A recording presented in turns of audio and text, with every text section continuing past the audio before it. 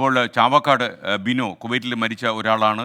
ഒരുപാട് സ്വപ്നങ്ങൾ ബിനോയ്ക്ക് ഉണ്ടായിരുന്നു. ഒരുപക്ഷേ ഈ കമ്പനിയിൽ കുറച്ചു കാലം ജോലി ചെയ്ത് തൻ്റെ ജീവിത സ്വപ്നങ്ങൾ സാക്ഷാത്കരിക്കാനുള്ള ഇയാളുടെ ആഗ്രഹത്തിന് സാഫല്യം ഉണ്ടായില്ല. സൂരജ് സജി ബിനോയുടെ വീട്ടിൽ നിന്നും നമുക്കൊപ്പം ചേരുന്നു. പറയൂ സൂരജ് സജി, ഈ നാട് എങ്ങനെയാണ് ഈ വിയോഗത്തോട് പ്രതികരിക്കുന്നത്? ഒരു നാടാകെ സങ്കടക്കടലിൽ ആഴ്ന്നു നിൽക്കുന്ന കാഴ്ചയാണ് നമുക്ക് ഈ ചാവക്കാട്ട് നിന്ന് കാണാൻ കഴിയുന്നത്. ഞാനിപ്പോൾ ഉള്ളത് ഈ ബിനോയ് തോമസിന്റെ വീട്ടിലാണ്. ദൃശ്യങ്ങളിലേക്ക് പോയി കഴിഞ്ഞാൽ നമുക്ക് കാണാം ആ ചെറിയ കൊച്ചു വീട്, അതായത് ഷീറ്റ് മേഞ്ഞ ഒരു ചെറിയ വീട്, ഒരു ഷെഡ് എന്ന് വേണമെങ്കിൽ നമുക്ക് പറയാം. ഈ ഷെഡിലായിരുന്നു താമസം. അതായത് ബിനോയുടെ ഏറെക്കാലമായുള്ള സ്വപ്നമായിരുന്നു. കാരണം ഒരു 6 വർഷത്തോളമായി ഇവർ ഈ മേഖലയിൽ വിവിധ വീടുകളിൽ വാടകയ്ക്ക് താമസിക്കുകയായിരുന്നു. അങ്ങനെയാണ് ഈ അടുത്ത കാലത്ത്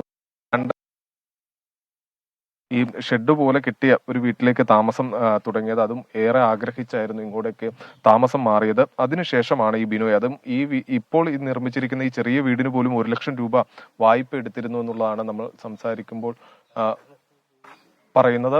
അതോടൊപ്പം തന്നെ ഈ ബിനോയ് ഈ കടങ്ങൾ, അതായത് ഇതോടൊപ്പം തന്നെ ഈ വീട് നിർമ്മിച്ചതിന്റെ ഭാഗമായുള്ള ബാധ്യതകൾ, മറ്റു കടങ്ങളെല്ലാം തീർക്കുന്നതിന് വേണ്ടി 5-ാം തീയതിയാണ് ബിനോയ് ഈ കുവൈറ്റിലേക്ക് ജോലിക്കായി പോകുന്നത്. പിറ്റേ ദിവസം തന്നെ ജോലിയിൽ പ്രവേശിക്കുകയും ചെയ്തു. പക്ഷേ ഈ അപകടം നടന്ന ദിവസം 2:30 വരെ ബിനോയുമായി ഈ ഭാര്യ ഫോണിൽ സംസാരിച്ചിരുന്നു, ഫോണിൽ സന്ദേശങ്ങൾ അയച്ചിരുന്നു. പക്ഷേ ഇതിനുശേഷം ബിനോയിയെ ഓൺലൈനിൽ ലഭ്യമായിരുന്നില്ല. ഇതോടുകൂടിയാണ് ഒരു സംശയം, ഏതെങ്കിലും തരത്തിൽ അപകടത്തിൽ പെട്ടിട്ടുണ്ടോ എന്നൊരു സംശയം തോന്നുന്നു. പിന്നീട് ഈ പ്രവാസി ക്ഷേമനിധി ബോർഡ് അംഗമായിട്ടുള്ള KV അബ്ദുൽ ഖാദറിനെ ഈ വിവരം അറിയിക്കുന്നു. നോർക്കയുമായി ബന്ധപ്പെടുന്നു. അങ്ങനെ കുടുംബവും നാട്ടുകാരും അതുപോലെ തന്നെ ഇവിടുത്തെ പൊതുപ്രവർത്തകരും എല്ലാം നടത്തിയ ഇടപെടൽ, അതോടൊപ്പം തന്നെ വിദേശത്തും ഇവർ സമാന്തരമായി ബന്ധപ്പെടുന്നു. അങ്ങനെ ഈ ബിനോയുടെ സുഹൃത്തുക്കളായിട്ടുള്ള ആളുകൾ ഇന്നലെ ഈ മോർച്ചറിയിൽ എത്തി മൃതദേഹങ്ങൾ പരിശോധിക്കുന്ന സമയത്താണ് ബിനോയ് അവിടെ ഉണ്ട് എന്ന കാര്യം മനസ്സിലാക്കുന്നത്. പിന്നീട് ഈ വിവരം കുടുംബത്തെ അറിയിക്കുകയായിരുന്നു. ഏറെ വേദനാജനകമായ ഒരു നിമിഷത്തിലൂടെയാണ് ഈ നാടാകെ കടന്നുപോയിക്കൊണ്ടിരിക്കുന്നത്. എന്തായാലും നമ്മളോടൊപ്പം ഇവിടുത്തെ കൗൺസിലർ കൂടി ചേരുകയാണ്. ഇവര് ഇപ്പൊ എത്ര നാളായി ഇങ്ങോട്ട് താമസമൊക്കെ തുടങ്ങി? 2 മാസമായിട്ടുള്ളൂ താമസം തുടങ്ങിയിട്ട്.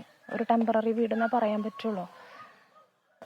2 മാസം എന്ന് പറയുമ്പോൾ അവർക്ക് താമസിച്ചിരുന്ന വാടക വീടിന്റെ ആളുകൾ തിരിച്ചു വരുന്നുണ്ട്. അപ്പോൾ വീട് ഒഴിഞ്ഞു കൊടുക്കണം എന്ന് പറഞ്ഞപ്പോൾ പിന്നെ അവരെ മുന്നിൽ വേറെ വഴിയില്ലായിരുന്നു. വലിയ വാടകയുള്ള വീടുകൾ കണ്ടപ്പോൾ പറ്റില്ലായിരുന്നു. അപ്പോൾ സാമ്പത്തികമായിട്ട് ആ സമയത്ത് വളരെ പ്രയാസത്തിലായിരുന്നു. അപ്പോൾ ഒരു ലോൺ ശരിയാക്കി കൊടുത്തു.